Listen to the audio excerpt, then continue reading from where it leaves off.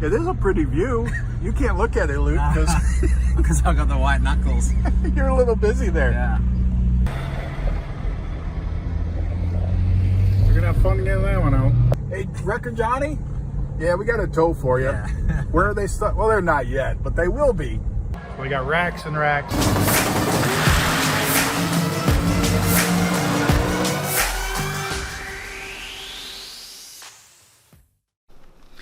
All right, guys, after the last video, I left. We tore the car apart. Tore the car apart. Turbos off the car, injectors out of the car, EGTs out of the car. I hopped in the Durango, left the rig down in Florida, dropped Luke off at his house, drove to the corner of Indiana, almost Chicago area. So literally a whole bunch of driving or whatever. But either way, showed up at Precision with my turbos. You'll see that in this video. But they're fixed and back together, so you'll see the carnage. They definitely were due for a refresh. So those are there. Went and saw Harry, and that stuff's in the video too, that you're going to see later in the video. But we got our injectors ready to go, so that stuff's good. We got a whole bunch of EGTs, so we have a whole bunch of, I don't know why we have all these shirts here, but center section, alternators, like all the crap that I rushed and got down there for, and I didn't pack the trailer. I won't blame Aiden and Rick, because Aiden and Rick packed it all. But either way, I didn't supervise or have the time to supervise, so it all got down there. We got down there half-assed, and everything is okay.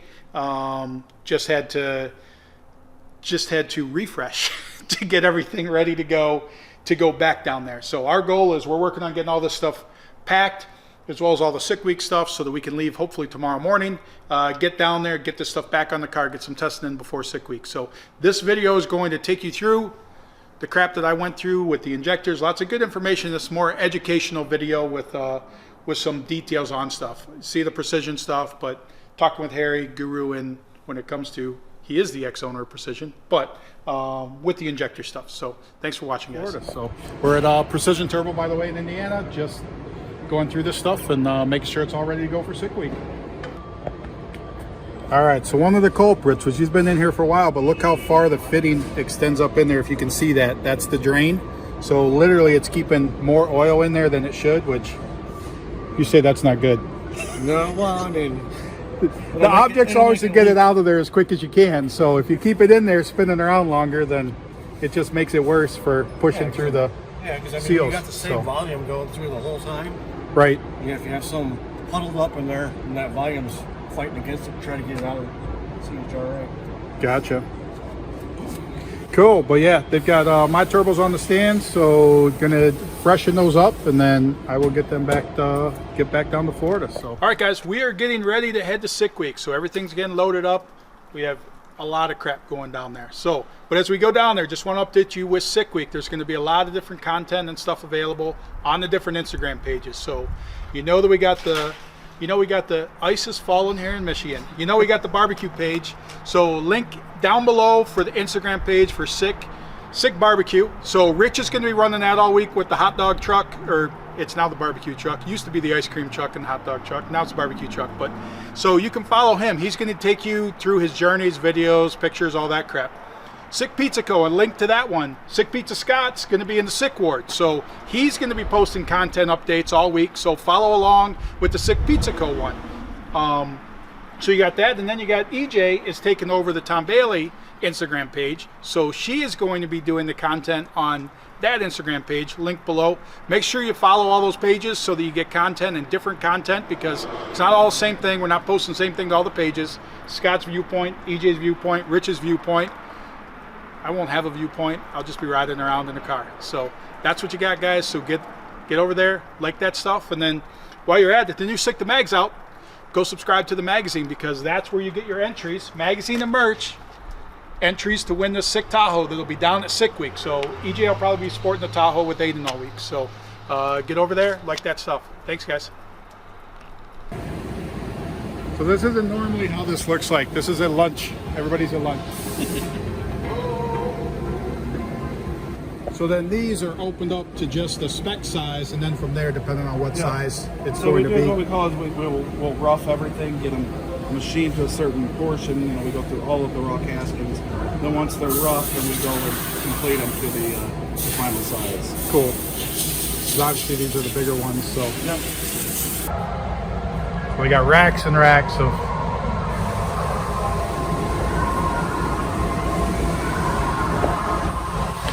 finished stuff ready to be assembled. There's the assembly line. So all those raw parts that I showed get pulled from. See a little late rubbing on there. So you can see some of the marks on the. I mean, parts of a valve have gone through this one if it's the driver's side, so but it's no worse for the wear. And a little damage like that as well. So you can get a little soft, Luke? Yes, yeah. Not good. We went from a nice hard-packed beach to it's a little ruddy through here and questionable.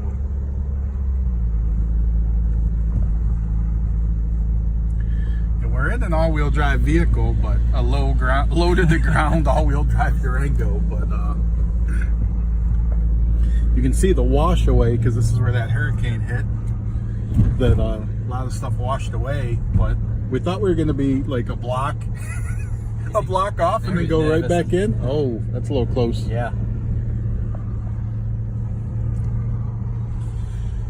Sand's getting a little deep. Luke's got bead of sweat on his forehead. That phone call to Radford or Dodge.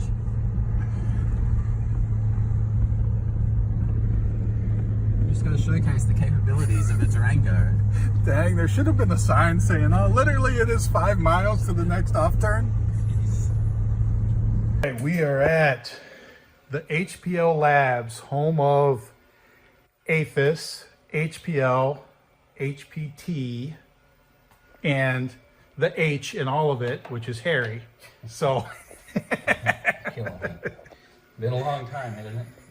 but we are going to flow these injectors and just see, because like I'd said in the one video, I mean, we had 8 lean, so we don't know necessarily, because even thinking on drive up, I'm like, oh, I could have checked the O-ring in the intake, because I mean, maybe we do have a leak there that could be pulling that fuel away from that. So I mean, there's lots of things. This is only one of them to check and just make sure it's all good. I was already bringing turbos up to precision, so figured no better time than flow the injectors, make sure we're all good leading into sick week. So, Harry, any words of advice? You wounded. So, You've been. yeah, that's because they're on an angle in the way that intake is. So the only way to get them next to each other. Wounding them. So actually, yeah, you can tell primary and secondary actually from that even, because way? the way they go, yep, the way they're tilted. Which way? So. Abused? Yep. Abused by injectors. All right, folks, we are trying something. VIP Tech. So right now, there's a limited number of VIP Tech tickets available on the website, sickthemag.com. Search on the merch site, hit VIP. There's a limited number there on time slots. They start at 9 and they go through 3 o'clock. This is not a money grab or another way to make some frickin' money. So what we're doing is, Motion's one of the primary sponsors. Doug and Molly, Bubba's Buddies, is their charity. So we are going to, it is a donation of $100 to get one of those limited spots. You're going to get a tech time. So if you get like whatever, if you go pick 11 to 12, once again, when they're gone, they're gone. There's only a limited number. But you go pick the slot that you want, $100 donation for that slot. So you might be between 2 and 3 if that's the one that you pick. So there's only a few cars that are in that spot, and you're able to go and you basically get the VIP Tech. So therefore, it's not a money grab on our part. 100% of the money is going to be donated to Bubba's Buddies, but it's a way that some people that really have a problem with waiting in line can get around that line if they choose to, by making a donation to a well-worthy cause. So there you go. Get them. When they're gone, and just a limited number of them. And we're going to see how that works out and see if we can move that to future events, and always support good causes with it. So thanks, guys. So I don't believe that we're going to have any problem with, unlike a lot of the injector flow stuff, it's like little beakers. These are like, looks like about 2-gallon jugs. So how much fuel do those hold? They don't. It's continuous flow.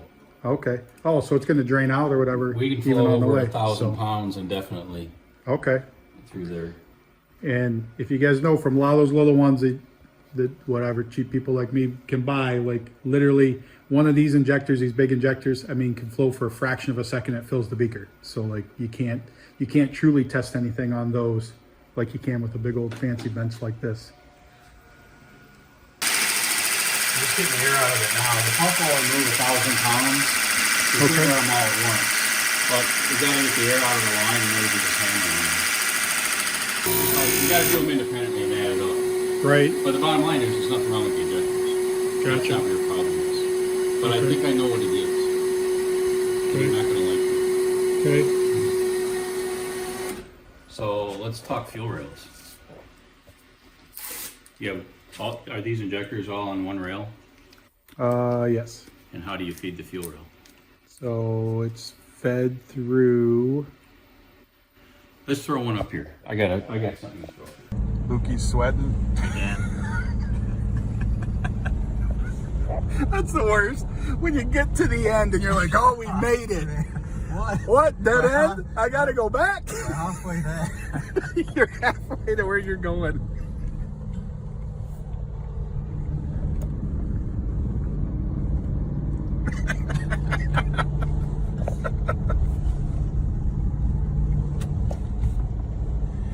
I still can't believe that cop did not stop and say, hey, you guys, whatever, it ends that way, you got to go back the way you came. Yeah. But he's probably videoing us somewhere. He's like, oh, look at these idiots.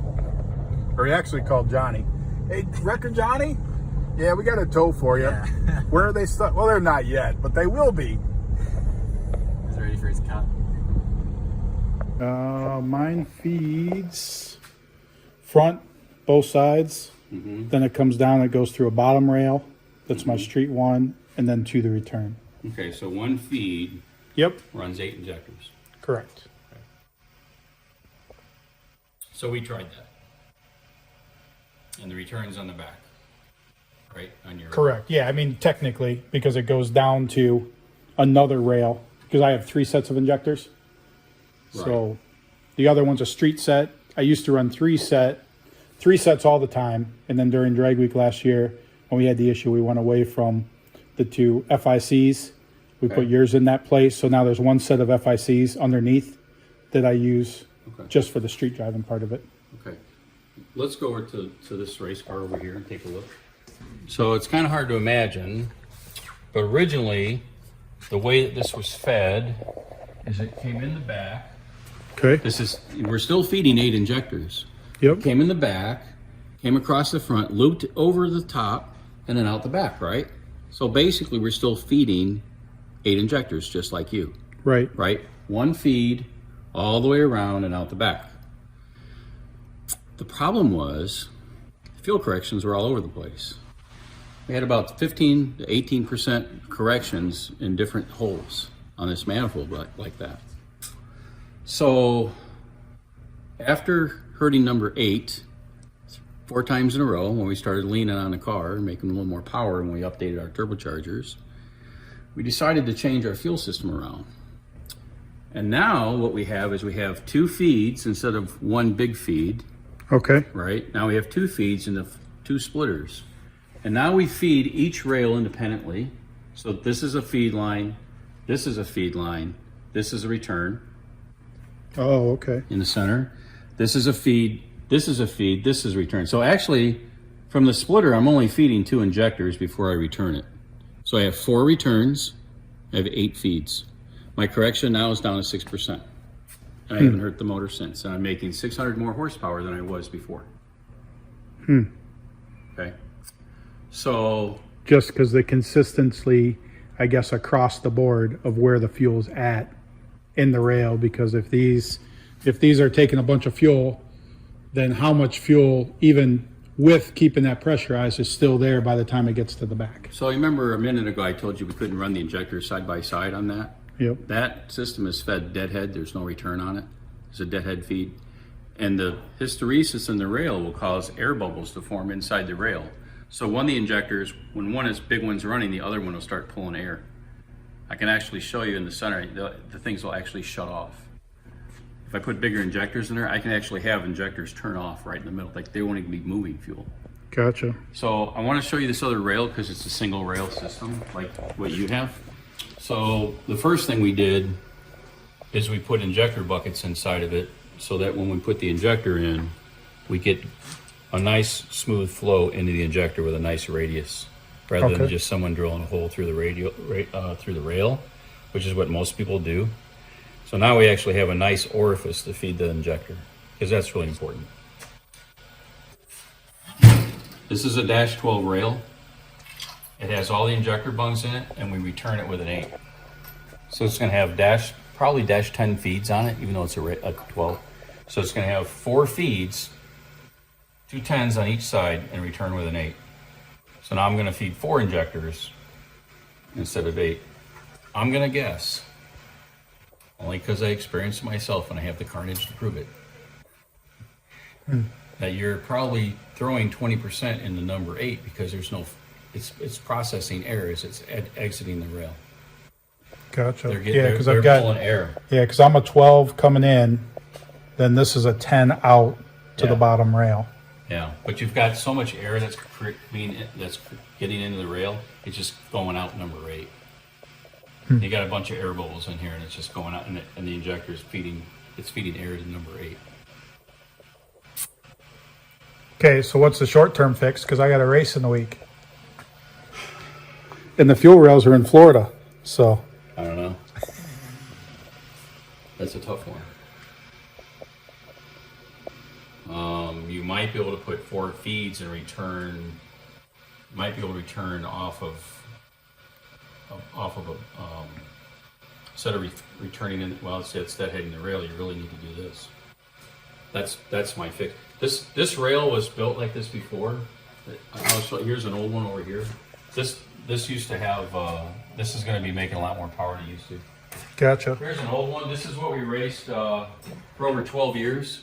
Wilson manifold. These are a little bit different buckets. They're a little bit smaller, but we're feeding with 8s, returning with a 6. So I've been doing this for over 12 years. Gotcha. So It's kind of a solution. So you could return with a 6 in the center and feed on the ends. Obviously, it's a lot of work, right. but adding fuel to the injectors won't help you.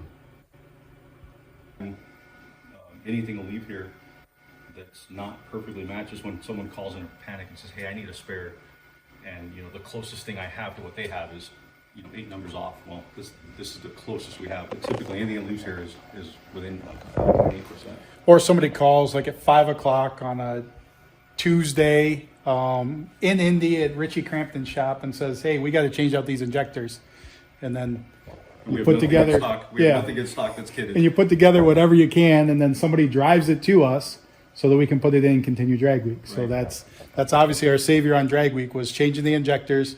If you've seen the video of that, and I made the wiring harness for it, which I'm not the wiring guy, so you know how that worked out. Well, that was Richie and I made a wiring harness for it, but it did work the next day, and actually made it all the way through drag week, and then we made a proper harness once we got back. Sure.